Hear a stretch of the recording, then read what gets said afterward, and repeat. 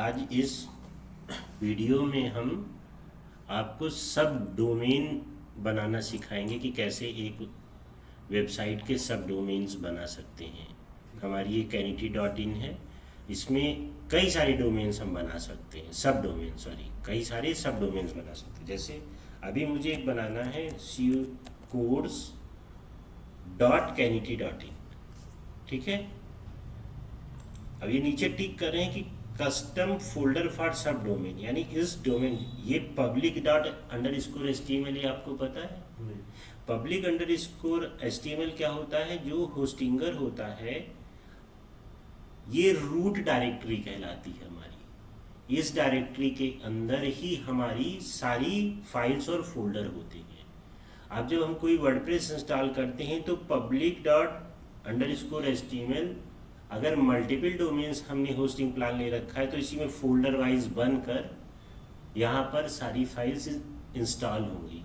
अब चूंकि अगर हम यहीं पर इंस्टॉल कर देंगे विदाउट फोल्डर नेम दिए हुए तो क्या होगा, जो हमारी कैनिटी.इन है उसको ये ओवरराइट कर देगी और हमारी वेबसाइट खराब हो जाएगी।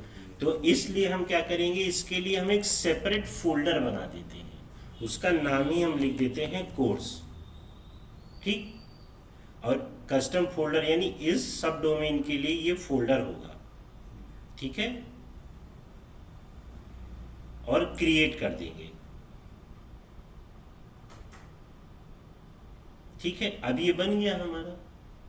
अब यहाँ पर हम ड्रॉप डाउन में देखेंगे जितने भी हम, या तो हम कैनिटी.इन /site करके बना सकते हैं, या हम सबसे अच्छा तरीका होता है कि आप नीचे जैसे हमने सब डोमेन क्रिएट किया है तो हम मल्टीपल डोमेन जैसे shop.canity.in भी बना सकते हैं, उस पर हम अपनी ई-कॉमर्स वेबसाइट जो है पब्लिश करते हैं। इसमें तो अगर जैसे कोई डोमेन ने पहले, हाँ, उस समय मान लो जैसे मैंने डिजिटल थिया लिया था, मैं अगर मार्केटिंग थिया ले लेता, marketingthia.com, उसके बाद जब सब डोमेन बनाता digital.marketingthia.com, तो पूरा डिजिटल मार्केटिंग मेरा कवर हो जाता। बिल्कुल ज्यादा ही मतलब अच्छा है, वो भी अच्छा है, क्योंकि अगर मैं उसको अपनी मेन वेबसाइट बना दूं तो लोग डिजिटल मार्केटिंग सर्च ही करते हैं। बिल्कुल वो भी कर सकते हैं, वो भी कॉन्सेप्ट आप यूज कर पहले से सोच सकते हैं। हाँ, इसको पहले से आप जो है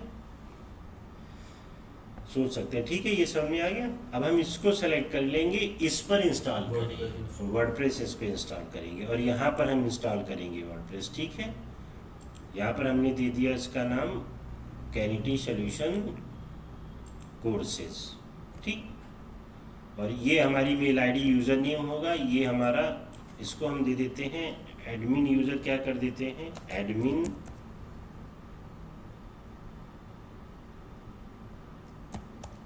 कोर्स की स्पेलिंग यही होती है ना जी, कैनिटी, ये हम नाम दे देते हैं, ठीक। और पासवर्ड हम अपना चूज कर लेते हैं, ठीक है। हाँ, एडवांस पे जाके अब ये तो अपने आप ही यहीं लेगा, इसको हमें फोल्डर देने की जरूरत नहीं है, समझ रहे हैं। नए फोल्डर में अपने आप चला, ये तो नया डोमेन ही है ना, तो नया ही हाँ, नया ही बनेगा। कैनिटी.इन होता तो हम कोर्स.कैनिटी तो अपने आप ही वहां पर जाएगा और नेक्स्ट कर देंगे और इंस्टॉल कर देंगे, ठीक। ये स्टेप आपने नहीं सीखा होगा इसलिए मैं आपको दिखा रहा हूं। हाँ, ये सीखा था मैंने। हाँ, वर्डप्रेस इंस्टॉल ऐसे करते हैं, ठीक है। आपको आगे जैसे अभी क्या है, आपने तो एक बना लिया, नया कोई क्लाइंट आएगा वो कहेगा मेरे लिए डोमेन भी खरीदो, मेरे लिए पूरा इंस्टॉल प्रॉपर बना के दो, तो वर्डप्रेस तो इंस्टॉल करेंगे तभी हम पेजेस बना पाएंगे। जो एलिमेंटर है, जब तक वर्डप्रेस हमारे पास नहीं रहेगी तब तक हम प्लगइन कैसे इंस्टॉल करेंगे, अंदर कैसे जाएंगे, डैशबोर्ड नहीं होगा हमारे पास उस WP एडमिन, ठीक है। तो ये हमें इंस्टॉल करना पड़ेगा, इसमें कुछ टाइम लेगा और ये अपने आप एक ये इंस्टॉल करके आपको प्रोवाइड करा देगा। उस केस में मैंने आपको डेटाबेस का बैकअप और रिस्टोर करना भी समझा दिया था ना, कि हम यहाँ से कैसे बैकअप लेते हैं, बैकअप, हाँ, रिस्टोर बैकअप कैसे करते हैं। इनड्राफ्ट एक प्लगइन है, वो फ्री में 2 बैकअप या 3 बैकअप रख लेती है, प्लगइन है एक, तो मतलब जब वेबसाइट पूरी कंप्लीट हो जाए तब उस प्लगइन को इंस्टॉल किया हाँ, जाए। तब उसको इंस्टॉल कर लीजिए। उसके बाद जो है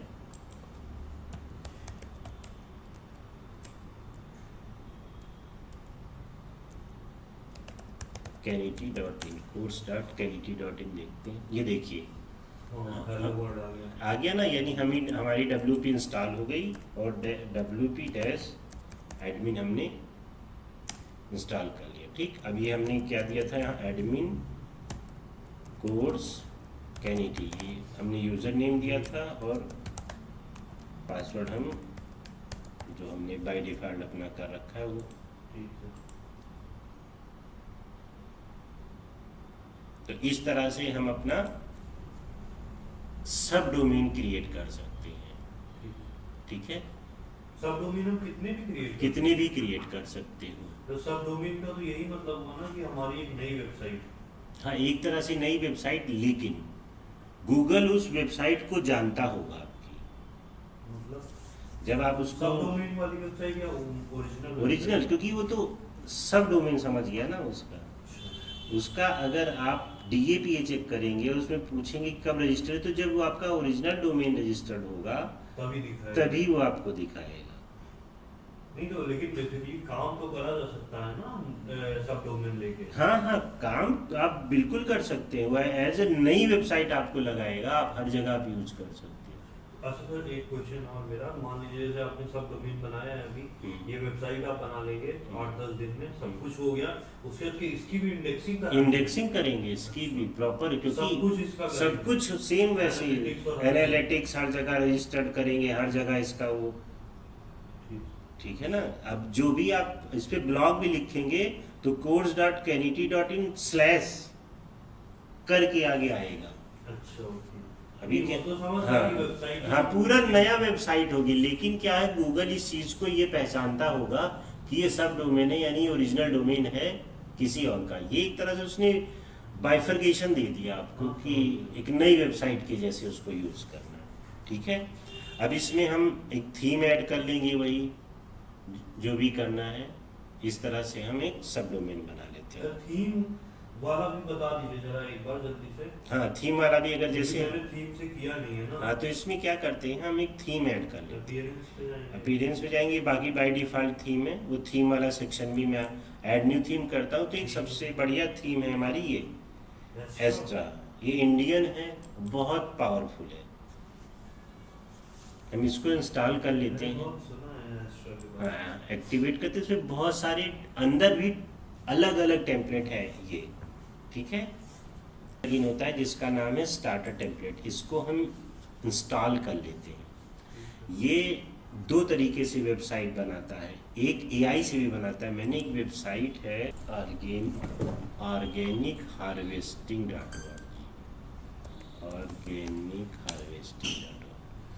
ये वेबसाइट हमने AI से बनाई है। देखिए, स्टार्टर टेम्पलेट ने यूज़ करके हमने उसको अपने सारे इनपुट दिए, हमने कुछ नहीं किया, विद इन 2 मिनट भी नहीं लगे होंगे और उसने ये पूरी वेबसाइट हमको रेडी करके दे दी। जो ऑप्शन अभी आपको यहाँ पे दिखा रहा था ना, वो कहाँ गया, ये स्टार्टर टेम्पलेट का, उसके ऊपर दिखा रहा था ना AI से बनाने का। तो AI से अगर आप जनरेट करोगे जब, तो वो अपने आप पूछेगा आपको क्या आपको रखना है, क्या एड्रेस, क्या मेल ID, फ़ोन नंबर सब लेके उसने एक अपने आप ये AI जनरेट करके दिया था। organic-harvesting.org, ये वेबसाइट का नाम है। ये टोटली मैंने कुछ नहीं किया, इसमें सिंगल लेटर नहीं लिखा है, और इसने अपने आप ये सब बना के दिया है। बस ये उसको पहले से बता दिया, उसने अपने आप ये सारी चीज़ें करके दे दी। ठीक है, तो अभी क्या है, इसमें हम वो टेम्पलेट ढूंढ लेते हैं। स्टार्टर टेम्पलेट में सारे फ्री टेम्पलेट्स भी हैं और कुछ प्रीमियम भी हैं। अब यहाँ पर आप ये आपने किया है, इससे नहीं किया है तो, थीम से बनाया। हाँ, आपने थीम से नहीं बनाया ना। जैसे कोर्स करके कुछ सर्च करते हैं, ऐसा कोई आ रहा है, जैसे एजुकेशन, ऑनलाइन मेडिटेशन कोर्स। हाँ, ऑनलाइन मेडिटेशन कोर्स है, meditation course. Complete Python master class for web development. हाँ, कहाँ पर है ये? सबसे ऊपर ही राइट में। ये हाँ। प्रीमियम तो नहीं है ये? नहीं सर, लिखा तो नहीं प्रीमियम इसमें। पक्का ना? लिखा ही नहीं है सर प्रीमियम, हाँ तब ठीक। बाकी सब पे लिख के आ रहा है ना। जैसे ये भी है ऑनलाइन कोर्सेज, हाँ ये भी है सर ऑनलाइन कोर्सेज, वो ऑनलाइन प्रोग्रामिंग कोर्स है, एक मेडिटेशन कोर्स है, एक ई कोर्स है।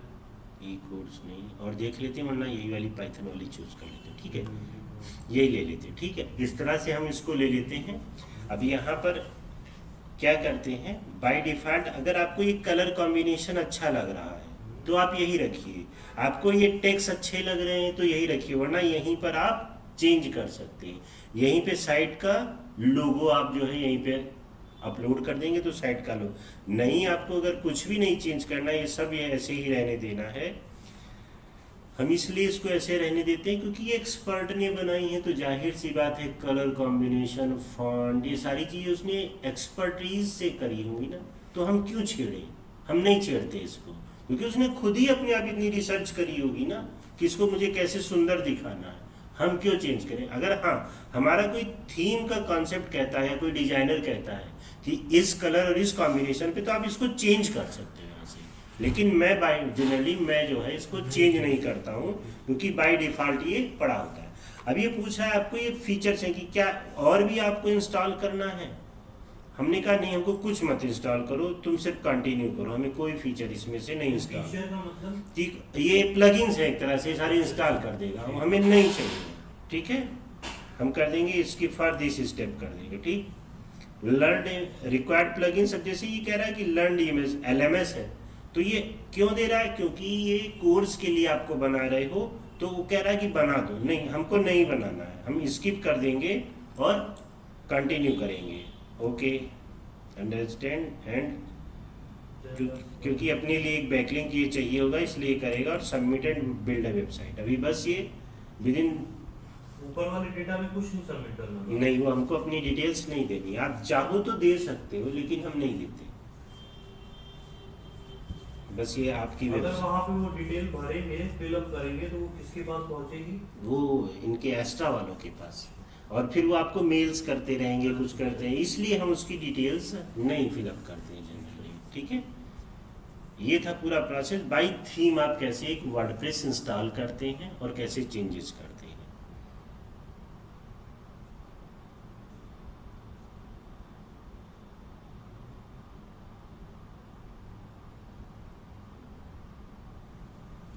ये देखिए, ये आपकी वेबसाइट बन गई। आप ओपन करके देखना चाहेंगे तो देखिए पूरा डेटा सब कुछ आ गया। एक वेबसाइट बनाने में कितना टाइम लगा। अब आपको किसी भी क्लाइंट से अगर वेबसाइट बनानी है तो इस तरह से भी आप बना सकते हैं। तो वो कुछ बोलेगा नहीं? क्या बोलेगा? उसको क्या पता चलेगा? अच्छा, उसको क्या पता चलेगा कि कहाँ से ली है आपने और क्या बने? क्योंकि आप जब उसको देंगे, आप उसके अकॉर्डिंग ये सब टेक्स्ट चेंज करके देंगे ना। जैसे कभी कभी क्लाइंट कहता है हमें ये डायरेक्ट एडिट भी हो जाएगी हाँ, क्लिक करने से। अभी ये देखिए यहीं पे आप बस डैशबोर्ड पहुंचिए, एलिमेंटर लगाइए, सब एडिट आ गया। ये पूरा डैशबोर्ड देखिए, सारे पेजेज आ गए होंगे, सारी पोस्ट्स आ गई होंगी, देखिए सब आ गया, ऑल कोर्सेज आ गया, सारे फीचर्स इसके जो हैं हमारे आ चुके हैं। जैसे अब हम कोर्स डॉट, अब कभी कभी क्लाइंट ये भी कहता है कि हम एक डेमो बना के दे दो, तो उस केस में ये बहुत यूज़फुल होता है कि आपके पास कोई ऐसी वेबसाइट है कि जो आप हमारे लिए क्रिएट करना चाहते हो, उसका कोई डेमो है। तो अगर हमारे पास नहीं है तो इस तरह से हम उसको अपने ही किसी फोल्डर में, जैसे डिजिटल किया स्लैश, कोई क्लाइंट आया कोर्स वाला कि कोर्स NIIT, तो आप स्लैश एक फोल्डर बना के उसके अंदर WP इंस्टॉल करके सब कुछ करके उसको एक डेमो का कि ये है सर ऐसी बनेगी वेबसाइट। कभी कभी आता है ना कि क्लाइंट देखना चाहता है, तो हम इसलिए थीम्स का यूज इसलिए भी करते हैं। ठीक है, समझ आ गई ये बात। अभी देखिए, अब जैसे आप इस पे आएंगे तो आप कुछ भी चेंज कर सकते हैं। यहाँ पर ऑल कोर्सेज का आपका आ रहा है, ये देखिए ऑल कोर्सेज का जो भी है पूरा ओपन होके आ गया। अब आप जो भी यहाँ पर चेंज करेंगे इस पेज में, एलिमेंटर नहीं इंस्टॉल है तो हम एलिमेंटर इंस्टॉल कर लेंगे। नॉर्मल भी तो हो जाएगा। हाँ, ये नॉर्मल तो आपका है ही, ये वर्डप्रेस है। इसमें मैं आपको एक और चीज़ सिखाता हूँ। जैसे आपको लैंडिंग पेज बनाने होंगे अभी। लैंडिंग पेज क्या होते हैं? हाँ, लैंडिंग पेज होते हैं। जैसे ये तो वेबसाइट हो गई। लैंडिंग पेज जैसे अभी नवरात्र गए हैं और नवरात्र पे कुछ आप ऑफर चलाना चाहते थे, तो उसके लिए हम क्या होगा, उसमें ऊपर होम पेज नहीं आएगा, कुछ नहीं आएगा, सिर्फ एक आता होगा ना, देखा होगा आपने, सेल्स पेज जिसे कहते हैं, कि ऊपर उसमें मेनूज नहीं होते, सिर्फ एक फॉर्म होती है और वो कि आप परचेज कर लो, इतने % डिस्काउंट है। तो उस तरह से हम लैंडिंग पेज बनाते हैं, उसको लैंडिंग पेज, उनको हम लैंडिंग पेज कहते हैं। कि पर्टिकुलर जैसे विंटर आने वाला है या समर आने वाला है, तो समर में आप क्या करें, एक समर की आपको सेल लगा दी। जैसे कोई इलेक्ट्रिक शॉप है, अब वो कूलर बेचती है, AC बेचती है, तो इस वक्त वो अपना एक लैंडिंग पेज बनाए कि इतने % से इतने % डिस्काउंट है, और वो पूरा एक अलग से पेज ही तैयार कर दे। उसमें सारे कूलर, AC और हर जगह जगह पे CTA दे दे, कॉल टू एक्शन, कि आप परचेज कर लो या अपनी वेबसाइट पे या लीड जनरेट करा लो। ऐड चलाने के लिए हमें लैंडिंग पेज बहुत काम आते हैं, क्योंकि पूरी हमारा, अगर आपको लीड जनरेट करानी है या सेल्स करानी है, तो सेल्स के पर्पस के लिए लैंडिंग पेज बहुत काम आता है। क्यों? क्योंकि वो हमारी वेबसाइट पे जाएगा, खो जाएगा और खरीदे ना खरीदे। हमने क्या किया, एक लैंडिंग पेज बना दिया और कहा कि आप यहीं से परचेज कर लो, तो वो जो है पथभ्रमित नहीं होगा, मतलब कंफ्यूज नहीं होगा। हाँ, कि बस गया और उसने अपना काम किया, चलाया। तो इसलिए लैंडिंग पेज का भी बहुत यूज है। आगे लैंडिंग पेज ही हमको बनाने पड़ेंगे। जैसे हम पोस्ट बनाते हैं, ऐसे हम लैंडिंग पेजेस भी बनाएंगे ऐड चलाने के लिए, ठीक है। तो यहाँ डिजाइन लाइब्रेरी में जाएंगे, बाय डिफॉल्ट वर्डप्रेस की ये पड़ी है, इसमें भी आप लैंडिंग पेज बना सकते हो। हेडर भी है इसमें, पेज का हेडर, अबाउट सेक्शन किसी को लगाना है, जैसे आप अलग से बनाए थे, तो आप यहाँ से चूज करके भी वो पेज, सिर्फ एक सिंगल पेज भी ऐड कर सकते हो। ये आपकी पार्टनर से ये पेजेस है, जैसे आपने कहा ये पेज, कि आपको होम पेज चाहिए, अबाउट अस पेज चाहिए, सर्विस पेज चाहिए, कॉन्टैक्ट पेज चाहिए। मान लीजिए कॉन्टैक्ट पेज आप डिजाइन करें और अच्छा नहीं लग रहा है, तो आप यहाँ पे जाके भी वो ढूंढ सकते हो कि ये वाला पेज है, और आप इसको ऐड करोगे अपनी वेबसाइट में, तो डायरेक्टली यहाँ से वो पेज तो ये मेरी वेबसाइट पे भी दिखा है, सब जगह आएगा। कहाँ से सर ये आया है? ये अपने आप आएगा जब आप एडिट करोगे। अगर आप एलिमेंटर कर दोगे तो ये लाइब्रेरी नहीं आएगी। मेरे तो सारे पेज पे एलिमेंटर इंस्टॉल कर, अभी वो क्यों दिखा रहा है यहाँ पर, एलिमेंटर के केस में भी मैं बताऊंगा। एलिमेंटर के केस में क्या होता है बेटा, बता ही देता हूँ। जैसे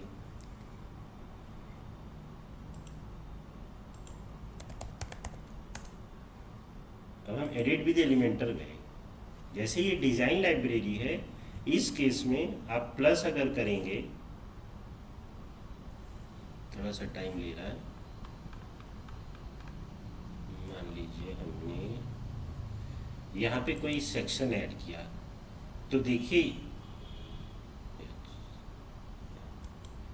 इस पे आने लायक ये देखिए आपके केसेस में ये है, जो ये फोल्डर का ऑप्शन है, यहाँ पर आप ब्लॉग्स, पेजेस और टेम्पलेट, ये आपने अपना इंस्टॉल लेंगे, इस तरह से ही आपके पेजेस आप ऐड कर सकते हो। जैसे आपने कहा मुझे कॉन्टेक्ट अस का पेज ऐड करना है, तो देखिए कॉन्टेक्ट अस के जितने इंसर्ट कर दोगे तो आपका एक सिंगल पेज, वेबसाइट में कोई चेंज नहीं होगा, एक नया पेज ऐड हो जाएगा। अपने आप एक नया पेज ऐड होगा, या फिर जो मेरा कॉन्टेक्ट अस पहले से नहीं, नया पेज ऐड होगा, वो नहीं ऐड करे। अगर वो कॉन्टेक्ट नाम से है तो ये कॉन्टेक्ट-1 बना के आपको ऐड कर देगा, ठीक है। समझ में आ गई बात। ये था हमारा बाय डिफॉल्ट वर्डप्रेस का, और ये था हमारा विद एलिमेंटर। आप ऐसे भी कर सकते हो, ठीक है। ये तो मैंने देखा है खोल के। हाँ, ये खोल के देख, लेकिन आगे समझ में नहीं आया। हाँ नहीं समझ में आया तो वो मैंने बता, आप समझ में आ गई ये बात, जी, अब आ गया। ठीक क्या है। सीन हाँ, और सर वहाँ पे पेज था, एक टेम्पलेट भी ऑप्शन, टेम्पलेट भी ऑप्शन है, टेम्पलेट मैंने चूज कर लिया तो फिर गड़बड़ हो जाएगी तो वेबसाइट। पूरी वेबसाइट हाँ, गड़बड़ हो वो जाएगी। नहीं करना है आपको, इसीलिए मैंने कहा आप अपना पेज चूज करिएगा। समझ गए मैं इसलिए समझाना चाह रहा था, ठीक। अभी हमने बंद कर दिया, यहाँ पर हम ऐड भी कर सकते हैं, ठीक। अब ये पूरा आ गया, आप इसमें जो चेंजेस करना चाहें, देखिए आ गया एडिट, दिस इज समझ गया, तो वैसे ही है, एलिमेंटर की तरह ही होगा। एलिमेंटर की तरह बन गई अब ये, टैब्स बनी हुई हैं आपको, टैब्स जो बनी, डेटा आपको जो डालना चेंजेस करने हैं वो करके आप सेव कर दीजिए। ठीक है, ये था हमारा आज वर्डप्रेस इंस्टॉल सर, कर। लैंडिंग पेज बनाने का क्या कॉन्सेप्ट है, मतलब कैसे बनाएंगे? बताया तो भी, लैंडिंग पेज भी एक, नहीं वो तो मैं समझ गया, बनाएंगे कैसे, जैसे नॉर्मल पेज बनता हाँ है। जैसे सब तो नॉर्मल। सर आपने कहा कि वो दिखेगा सिर्फ उसमें वही, और कुछ दिखेगा नहीं, हाँ, कैसे करेंगे? तो वो तो आप स्लैश किसी पर्पस के लिए बनाएंगे ना, जैसे एक बटन दे दिया आपने, हाँ। अपनी वेबसाइट पे दे दिया समर सेल एक बटन, उस पे वो लिंक दे दिया लैंडिंग पेज का। नहीं समझे? नहीं समझ तो गया हूँ, लेकिन ये नहीं समझ में आया कि बनाएंगे कैसे। मान लीजिए जैसे नॉर्मल पेज बनाते हैं वैसे ही नॉर्मल पेज जैसे बनाते हैं, बस उसको लैंडिंग पेज इसलिए कह दिया गया, नहीं, तो जैसे उसको फुल विड्थ कर देंगे। जो एलिमेंटर का आ रहा था ना, कैनवास कैनवास वाला, जो आपके में प्रॉब्लम आ रही थी, उसमें मेनू नहीं दिख रहा था, तो वो कैनवास वाला कर देंगे। बस वो पेज, वो तो बन जाएगा है ना, वो उसके है, बाद वो लिंक बटन पे डाल हाँ, लिंक देंगे। बटन पे डाल देंगे, वो खुल जाएगा। समझ गया। समझ गए? ठीक है, तो आज का बस इतना ही था। ठीक, ये था हमारा पूरा वर्डप्रेस इंस्टॉल करना और थीम ऐड करना। ठीक है।